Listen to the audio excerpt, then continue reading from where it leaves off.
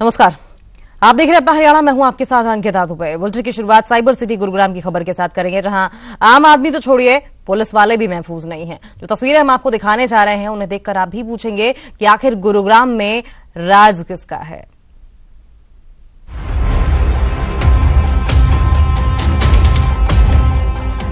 सड़क पर चले लेकिन ट्रैफिक नियमों को ध्यान में रखकर, ताकि आप सुरक्षित रहें, आपके अपने सुरक्षित रहें, दूसरे सुरक्षित रहें। लेकिन कुछ लोग न सिर्फ नियम तोड़ते हैं बल्कि उसके बाद अपनी धौंस जमाने से भी बाज नहीं आते।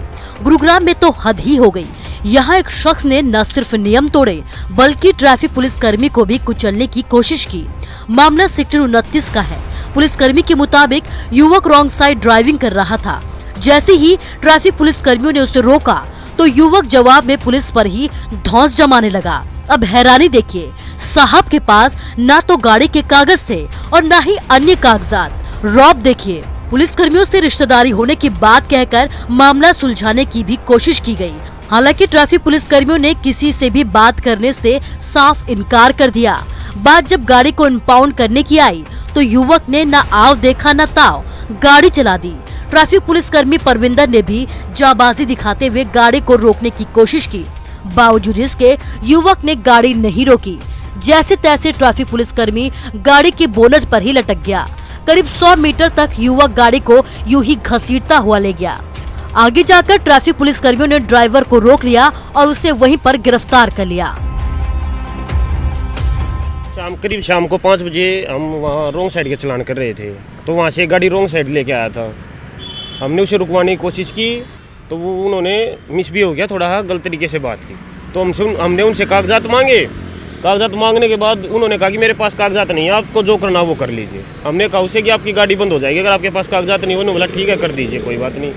तो हम गाड़ी बंद करने लगे तो उन्होंने गाड़ी अपनी रिवर्स ली, वहाँ से भागने की कोशिश की। मैंने रोकने की कोशिश की, उन्होंने मुझे सामने देखा, देख के उन्होंने गाड़ी नहीं रोकी बिल्कुल भी, और गाड़ी लगभग मेरे ऊपर ही चढ़ा दी थी। मैंने बचने की कोशिश की और गाड़ी का धक्का लगकर मैं बोनट पर गिर गया। आरोपी युवक करण कंठवाल दिल्ली का रहने वाला है और खुद को वो पुलिसकर्मियों का रिश्तेदार बता रहा था। आरोपी फिलहाल पुलिस की गिरफ्त में है और लगातार अपने रुतबे का रौब दिखाने की भी कोशिश कर रहा है। सवाल ये है कि क्या रुतबे के आगे किसी की जिंदगी इतनी छोटी है। गुरुग्राम से धर्मवीर शर्मा, न्यूज़ 18 हरियाणा। करनाल में एक ट्रक ने स्कूल बस को टक्कर मार दी। हादसे में 2 बच्चों की मौत हो गई जबकि कई बच्चे घायल हो गए, जिन्हें कल्पना चावला मेडिकल कॉलेज में भर्ती करवाया गया है। हादसा जनेसरो गांव के पास हुआ। हादसे के बाद गुस्साए लोगों ने ट्रक में आग लगा दी। हादसे के बाद ट्रक चालक मौके से फरार हो गया। बताया जा रहा है कि कोहरे के चलते यह हादसा हुआ। पुलिस ने बच्चों के शवों को पोस्टमार्टम के लिए भेज दिया है।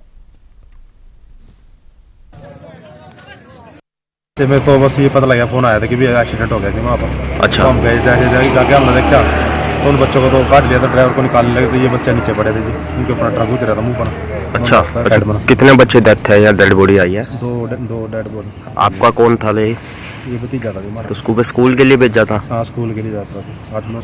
बस अभी कोई फिलहाल हमारे पास ज़्यादा जानकारी नहीं। इसके बाद जैसी सूचना हो वैसी कार्रवाई में बनाई जाओ। तो 2 की डेथ है, 2 क्या घायल भी है कुछ? अभी इस बारे में कुछ नहीं कह सकते। यमुनानगर के कॉलेज हॉस्टल में एक छात्रा ने फांसी का फंदा लगाकर खुदकुशी कर ली। मृतक छात्रा बीएससी कंप्यूटर साइंस के फाइनल ईयर में पढ़ती थी और यूपी के मुजफ्फरनगर की रहने वाली थी। बताया जा रहा है कि पढ़ाई के दबाव के चलते छात्रा ने खुदकुशी की। पुलिस को एक सुसाइड नोट भी बरामद हुआ है जिसमें लिखा है कि मैं बीएससी नहीं कर सकती और पढ़ाई का दबाव नहीं झेल सकती। पुलिस ने फिलहाल मामला दर्ज करके जांच शुरू कर दी है। छात्रा की खुदकुशी के चलते हॉस्टल में मातम पसरा हुआ है, लेकिन पढ़ाई के बोझ के चलते छात्रा की खुदकुशी फिर से कई सवाल खड़े कर चुकी है।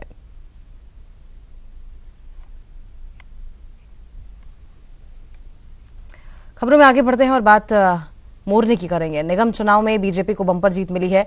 निगम चुनाव में मेयर का चुनाव जीतने वाले बीजेपी प्रत्याशी आज चंडीगढ़ पहुंचेंगे और सीएम मनोहर लाल और बीजेपी के प्रदेश अध्यक्ष सुभाष बराला से मुलाकात करेंगे। और इसके अलावा नवनिर्वाचित बीजेपी पार्षद भी सीएम मनोहर लाल और सुभाष बराला से मुलाकात करेंगे। आपको बता दें कि निगम चुनाव में बीजेपी ने बंपर जीत हासिल करते हुए 5 निगमों में जीत का परचम लहराया और आज बीजेपी के तमाम विजेता पार्षद और मेयर चंडीगढ़ पहुंचेंगे और सीएम मनोहर लाल से मुलाकात कर आभार जताएंगे।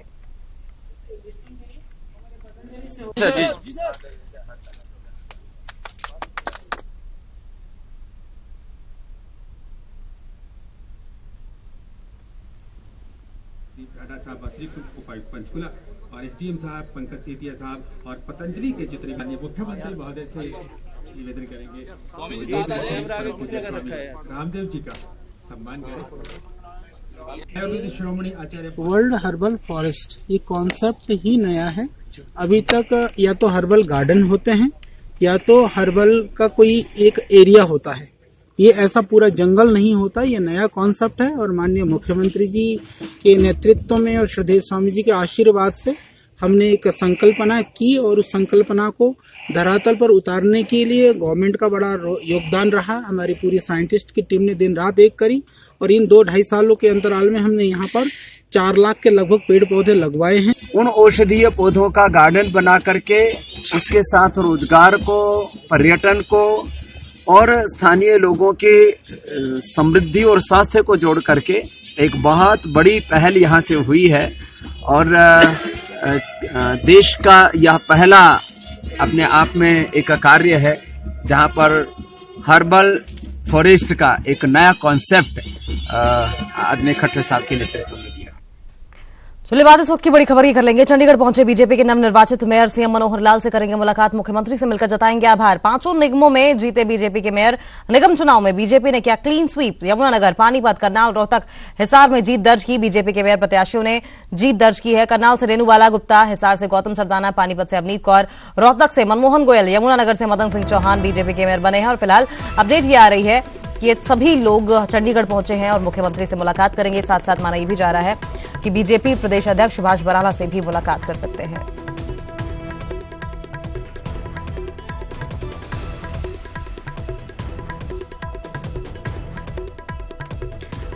तो आपको बता दें कि 11 दिसंबर को 5 राज्यों में आए चुनाव के नतीजे के बाद बीजेपी को जो झटका लगा था उसके बाद ये जीत बहुत महत्वपूर्ण मानी जा रही है। और ऐसे में अब जबकि 5 निगमों में बीजेपी के मेयर चुने गए हैं, ऐसे में चंडीगढ़ पहुंचे बीजेपी के नवनिर्वाचित मेयर बीजेपी प्रदेश अध्यक्ष सुभाष बराला से मुलाकात करेंगे। सीएम मनोहर लाल से भी मुलाकात करेंगे।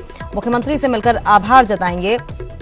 5 निगमों में बीजेपी के मेयर जीते हैं। निगम चुनाव में बीजेपी ने क्लीन स्वीप किया है। यमुनानगर, पानीपत, करनाल, रोहतक, हिसार में जीत दर्ज की और ऐसे में ये जीत बहुत अहम मानी जा रही है क्योंकि जिस तरीके से सरकारें गंवाई हैं 3 राज्यों में, चाहे वो राजस्थान की बात कर ली जाए, छत्तीसगढ़ की बात कर ली जाए और मध्य प्रदेश की बात कर ली जाए, ऐसे में बड़ा सवाल निगम चुनाव मुख्यमंत्री मनोहर लाल खट्टर के सामने उभर कर आ रहा था। और जब ये जीत बीजेपी के झोली में गई, मुख्यमंत्री मनोहर लाल खट्टर ने भी कार्यकर्ताओं का आभार जताया। बीजेपी के मेयर प्रत्याशियों ने जीत दर्ज की है और न सिर्फ मुख्यमंत्री मनोहर लाल खट्टर ने बल्कि प्रधानमंत्री नरेंद्र मोदी ने भी ट्वीट करके कार्यकर्ताओं को बधाई दी है। करनाल से रेणुबाला गुप्ता, हिसार से गौतम सरदाना, पानीपत से अवनीत कौर, रोहतक से मनमोहन गोयल, यमुनानगर से मदन सिंह चौहान बीजेपी के मेयर बने हैं।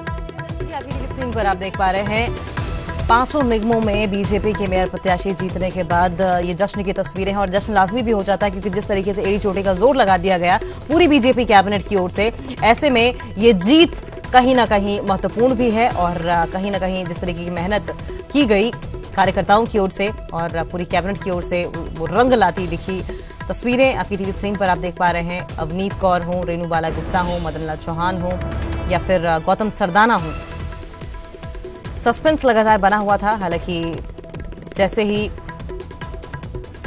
चुनाव के नतीजों की बात आई, बीजेपी के चेहरे खिले दिखाई दिए। चंडीगढ़ पहुंचे बीजेपी के नवनिर्वाचित मेयर बीजेपी प्रदेश अध्यक्ष सुभाष बराला से मुलाकात की। सीएम मनोहर लाल से भी मुलाकात करेंगे। आपको बता दें आभार जताएंगे मुख्यमंत्री मनोहर लाल खट्टर का। 5 निगमों में बीजेपी के मेयर निगम चुनाव में जीते हैं। बीजेपी ने क्लीन स्वीप किया है। यमुनानगर, पानीपत, करनाल, रोहतक, हिसार में जीत दर्ज की गई है। हालांकि अब इस जीत पर भी वार पलटवार का दौर शुरू हो गया है। कांग्रेस की ओर से साफ तौर पर यही कहा गया है कि लोकल बॉडी इलेक्शंस का कोई लेना देना नहीं 2019 और लोकसभा चुनाव और विधानसभा चुनाव का। हालांकि बीजेपी लगातार यही कह रही है कि अभी फिलहाल निगम चुनाव जीते हैं और आगे भी 2019 विधानसभा चुनाव में जीत का परचम एक बार फिर से बीजेपी हरियाणा में लहराएगी। तो आपको बता दें, नगर निगम चुनाव के नतीजों के बाद लगातार अब लोगों के बयान भी सामने आ रहे हैं और ऐसे में 5 नवनिर्वाचित मेयर आज चंडीगढ़ पहुंचे हैं। बीजेपी प्रदेश अध्यक्ष सुभाष बराला से मुलाकात की और अब मुख्यमंत्री मनोहर लाल खट्टर से मिलकर उनका आभार भी जताएंगे। वहीं निगम चुनाव के नतीजों के बाद बयानों की बहार आ गई है। जीतने वालों से लेकर हारने वाला तक बयानों के बाण चला रहा है। सांसद दुष्यंत चौटाला ने कहा कि जनता ने कांग्रेस और इनेलो को नकार दिया है और बीजेपी को खुशी मनाने से पहले वार्ड स्तर पर अपनी हालत देखनी चाहिए। वहीं अभय चौटाला ने कहा कि बीजेपी ईवीएम की बदौलत जीती है। अगर बैलेट पेपर पर चुनाव होता तो इनेलो की जीत होती। चुनाव ने एक चीज तो स्पष्ट कर दी कि लोगों ने पूरी तौर पर कांग्रेस को और इनेलो बसपा गठबंधन को नकारने का काम किया। और जहां भारतीय जनता पार्टी आज खुशी मना रही है, आज उनको भी एनालाइज करना चाहिए कि निगम के अंदर उनने प्रत्येक वार्ड पे भी अपने उम्मीदवार उतारे थे। जहां मेयर का चुनाव तो डायरेक्ट था, लोगों के आगे चॉइसेस लिमिटेड थी, वहां भारतीय जनता पार्टी को जो जनमत मिला है वार्ड लेवल पर, वो स्पष्ट कर देता है कि आज शहरी क्षेत्र भारतीय जनता पार्टी से भी खुश नहीं है। और अभी तो शुरुआत है, एमसी बने हैं। अभी आप देखते जाइए कि कितने साथी लाइक माइंडेड सोच के जो आज एमसी बने हैं वो जल्द जननायक जनता पार्टी। वहीं ये जो 5 नगर निगम के चुनाव हुए, इनके बारे में भी लोगों को खुल के बताएंगे कि किस तरह से ईवीएम को लेकर के हर राजनीतिक दल ने नुक्ताचीनी करी। लेकिन हरियाणा में ये बात साबित होगी पूर्ण रूप से कि यहाँ टोटल ईवीएम जीती है, ना कि भारतीय जनता पार्टी जीती है। इसके लिए बजाय ईवीएम के अगर ये बैलेट से होता तो पांचों की पांचों जगह भारतीय जनता पार्टी पूरी तरह से चुनाव हारती। उधर कांग्रेस ने निगम चुनाव सिंबल पर नहीं लड़ा, लेकिन भूपेंद्र हुड्डा ने अपना समर्थन प्रत्याशियों को दिया था और ऐसे में नतीजों के बाद अशोक तंवर ने कहा है कि इन नतीजों का कांग्रेस से कोई लेना देना नहीं। जिसने समर्थन और प्रचार किया वो इस हार की जिम्मेदारी ले। अशोक तंवर का निशाना भूपेंद्र सिंह हुड्डा की तरफ था। वहीं हुड्डा ने कहा है कि लोकल चुनाव है और इन नतीजों का कोई भी असर अगले साल होने वाले चुनाव पर नहीं पड़ेगा। मेयर का चुनाव बड़ा चुनाव था और बिना सिंबल के मैं समझता हूं कि वो क्लैरिटी बिल्कुल जो मतदाता है उसको नहीं मिलनी थी। तो जो लोग प्रचार प्रसार में गए हैं, जिन्होंने जिम्मेदारी संभाली थी, वो इसकी वो ले। तो ये इससे कांग्रेस का कोई लेना देना। आपको लगता है सिंबल पे चुनाव नहीं लड़े कांग्रेस को नुकसान हुआ? बिल्कुल नुकसान हुआ। मैं तो पहले दिन से गुड़गांव में नुकसान हुआ, फरीदाबाद में हुआ और अब उन्होंने खुद अपने संसदीय क्षेत्रों में और अपने इलाकों में नुकसान किया है। तो जवाब तो उनसे बनता है, वो जवाब दे। जब कार्यकर्ताओं की, प्रदेश की जनता की भावना थी, शक्ति ऐप के माध्यम से 90% लोग ये चाहते थे कि सिंबल पे चुनाव होना चाहिए। राहुल जी ने भी बार बार इस बात को दोहराने का काम किया, फिर क्यों नहीं उन्होंने? तो जिम्मेदारी वो लेंगे। तो जनता का रुझान कांग्रेस के प्रति है, लेकिन कोई व्यक्ति अपने आप को कांग्रेस से बड़ा समझेगा तो उसको नुकसान उठाना। मेयर का चुनाव बड़ा ठीक है, प्रजातंत्र है, बीजेपी की सरकार है और ये कोई जीतना कोई ऐसी बात नहीं है जो विधानसभा के या लोकसभा के नतीजों को उसमें करे, प्रभाव डाले। क्योंकि जैसे रोहतक से पार्षद तो हमारा था, विधायक बीजेपी का बना। पानीपत से पार्षद हमारा था, विधायक बीजेपी का बना। ये लोकल चुनाव हैं, इनका आपस में लोकल बातें होती हैं। लेकिन जिस प्रकार से पानीपत से खबरें आ रही हैं या रोहतक भी कई जगह खबरें आ रही हैं, जो मेयर का चुनाव है, मेयर में लगता है कि कुछ ना कुछ दाल में काला है। समर्थित मतलब हमारे साथियों के थे, वहाँ लोकल नेताओं ने फैसला किया, समर्थन देने का किया, लेकिन जो चुनाव सिंबल पे हम लड़ते नहीं। और उधर 3 राज्यों में सरकार गंवाने के बाद बीजेपी अब मिशन 2019 की तैयारी में जुट गई है। बीजेपी आलाकमान 2019 के सियासी दंगल की तैयारियों में कोई कमी नहीं छोड़ना चाहता, जिसे देखते हुए बीजेपी के राष्ट्रीय अध्यक्ष अमित शाह ने पंजाब, हरियाणा, हिमाचल समेत उत्तर भारत के 7 राज्यों के बीजेपी सांसदों की बैठक बुलाई है। बैठक में केंद्रीय मंत्री जेपी नड्डा भी शामिल होंगे और इस दौरान सभी सांसदों से फीडबैक लिया जाएगा और 2019 के लोकसभा चुनाव को लेकर रणनीति पर चर्चा होगी।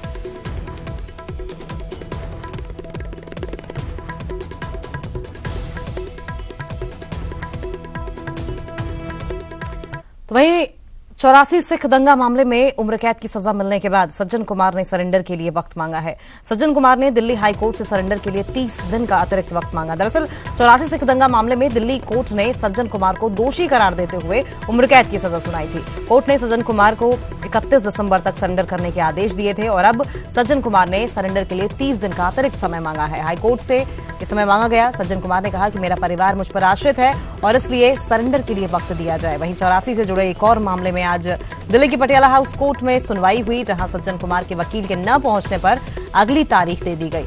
अब मामले की अगली सुनवाई 22 जनवरी को होगी।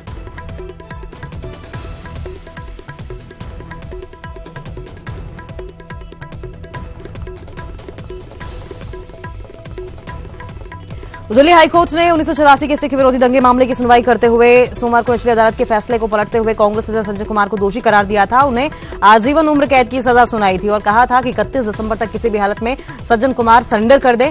लेकिन आज सज्जन कुमार ने एक याचिका दाखिल की है और ये सरेंडर करने की समयावधि 1 महीने और ज्यादा बढ़ाने की बात कही है, अपील की है 30 दिन और बढ़ा दी जाए। और उसका कारण ये बताया है कि उनका परिवार सज्जन कुमार पर आश्रित है और यही वजह है कि वो चाहते हैं कि उनके सरेंडर की अवधि को और ज्यादा बढ़ा दिया जाए। आपको बता दें कि 84 से जुड़े एक और मामले में आज दिल्ली के पटियाला हाउस कोर्ट में सुनवाई हुई थी, जहां सज्जन कुमार के वकील के न पहुंचने की वजह से 22 जनवरी को अगली सुनवाई की तारीख मुकर्रर की गई है। तस्वीरें या टीवी स्क्रीन पर उस वक्त की जबकि सज्जन कुमार कोर्ट में दाखिल हो रहे थे।